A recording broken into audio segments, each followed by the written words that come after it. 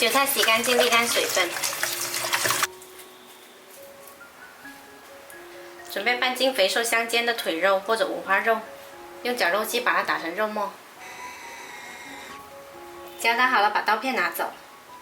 切好了韭菜切碎，加到肉末里，然后调一下味，少许盐、生抽，一点点蚝油，再来少许食用油，再来点胡椒粉增香，少许淀粉，搅拌均匀。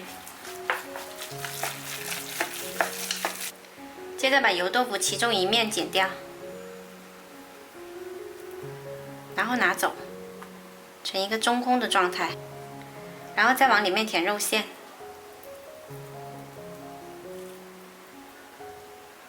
塞好后把面抹平，这就完成一个了。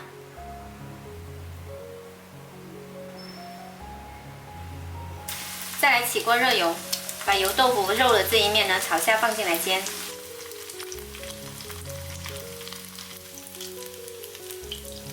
煎成这样子就好啦，夹出来，转入砂锅放好，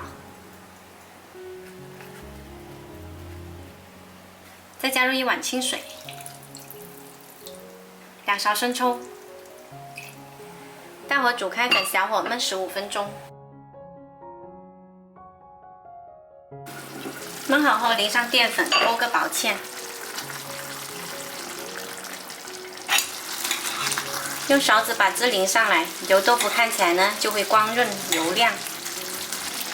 撒上葱花就可以关火了。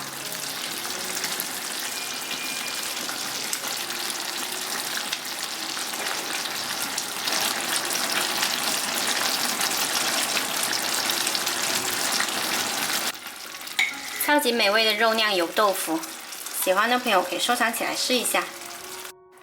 我是小坏，喜欢我的视频记得关注我哦。